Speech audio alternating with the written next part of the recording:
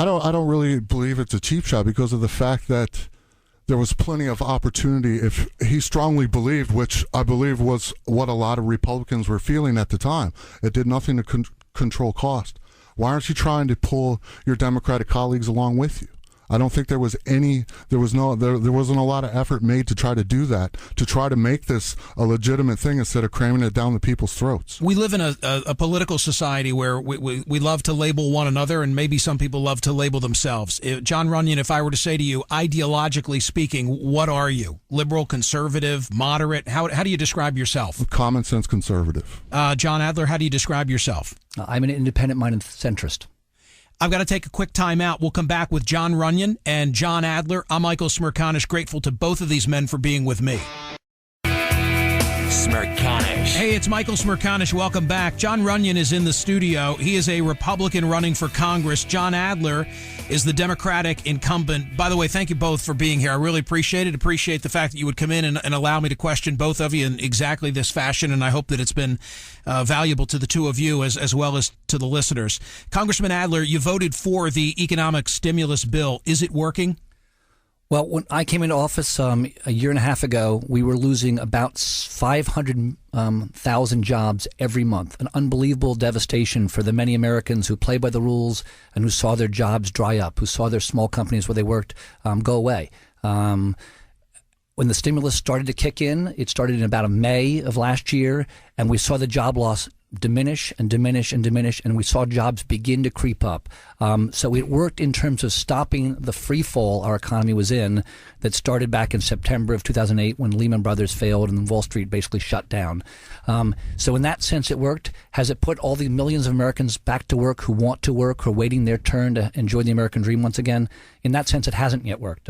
So it worked in terms of stopping the fall. The Wall Street Journal has written several stories saying it worked in that regard, but it hasn't yet created the next round of prosperity that America is waiting so desperately for. Jon Runyon, would you have voted for the economic stimulus package? No, because it was a $1 trillion spending bill that obviously everybody admits did not do what it was supposed to do. Unemployment's still at 9.5%.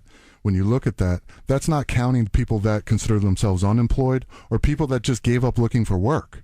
I mean, that number's way up in the teens. Ultimately, it's not the government that's going to create jobs. It's going to be small business. And with the, even the business, the corporate tax rate here in New Jersey, we have one of the worst business climates in the country. I think President Kennedy and President Reagan had it right to reduce taxes, to bring the growth back, because it's the private sector that's going to get us out of this recession, not the government. In what circumstances, broadly defined, would Jon Runyon be supportive of government bailouts? You could pick your industry, auto industry, bank industry, none of the above? I don't think you need any of it because it's ultimately, the government lives off the private sector. And if you're not stimulating the private sector to growth and growing the government at the same time, it's an equation for a disaster. Congressman Adler, same question. Define the circumstances by which you'd be supportive of a bailout mentality. Well, Michael, first, I'm astonished that Mr. Runyon has changed his position. Just a few months ago, he supported the bailout. He said he was for the bailout. He was quoted several times in the Philadelphia Inquirer in favor of the bailout. When I was in Congress, starting in January of 2009, my first month in Congress, I voted against the bailout, that TARP thing that sent billions of dollars to Goldman Sachs and AIG and General Motors. In capitalism, failing companies are supposed to fail. That's a healthy part of capitalism. Success should be rewarded with survival. Failure should be punished with demise. And so to have the government bail out these multi-billion-dollar companies with billions of dollars of borrowed taxpayer money, it's wrong. I voted against it. I would continue to vote against it. We should not be bailing out these big companies. John, have you changed Jon Runyon, your position as Mr. Adler just said? That was early on, and I was uninformed about the issue. It was, I do agree now that I would have voted against it. But I also look at the financial reform bill that was just passed by John Adler. There is another bailout in that. It puts it on the FDIC to allow this to happen. None of the problems were solved. Fannie Mae, Freddie Mac weren't addressed, and too big to fail weren't addressed, which were two of the major downfalls of this economy. If you're a billionaire, this is a good year to die because of the loophole relative to the estate tax. Jon Runyon, what should we do about the estate tax? I think we should eliminate the estate tax. I know Congressman Adler, when he was in the New Jersey Senate, made that a New Jersey constitutional law to implement that death tax forever, no matter what the federal law says. So that's in there. It is something that families work their whole lives. They've obtained wealth, obtained, goods, and to tax them when they die, to take that away from a family at the lowest point in their life, I frankly think it's un-American. Congressman Adler, on the estate tax? Well, it's going to expire at the end of this year. We have to make sure that for the overwhelming number of American families that we exempt them from an estate tax. We need to raise revenues in some way from some people once in a while to pay for some government. We need less government. We need to actually cut spending. That's really the key in Washington. It's why I've been voting against so many of the spending bills that have come down the pike. It's why I voted against the bank bailout, because I think we're spending too much money. But I think we have to find a reasonable balance that's fair for job growth, for job creation.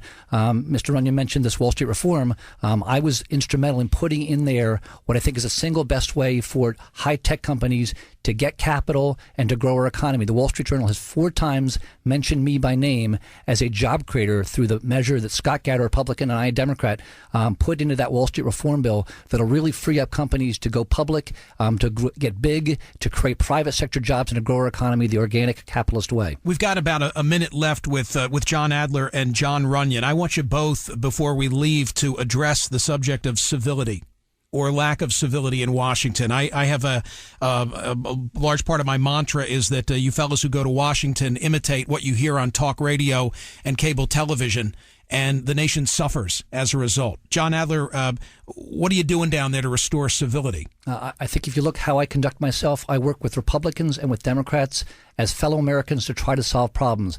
I was astonished when I first got sworn in to see Republicans and Democrats sort of segregate themselves into 2 armed camps, like it's us against them. We're all fellow Americans. We should be trying to solve problems. That's why when you asked me to describe myself before, I talked about being an independent centrist, somebody who would think on his own, issue by issue, to do what's right. I heard Mr. Runyon talk about being a team player. There are too many team players down there working just for the Republicans or just for the Democrats, not working for America, and that's wrong. Jon Runyon, on the subject of civility. I think it's what's broken in Washington, hence the term limits. And Congressman Adler, again, saying he's a centrist and voting with Nancy Pelosi 90% of the time. That does not make you a centrist. That is what is part of this, part of the problem. Yes, it is a bipartisan approach, and when you have bipartisan legislation, it's usually very good for the country, and it's not hard legislation to pass. It's when you have people sticking things in there, the pork of the bills. Do what the bill was intended to do, and don't cram all the other things in there that are going to turn people against it.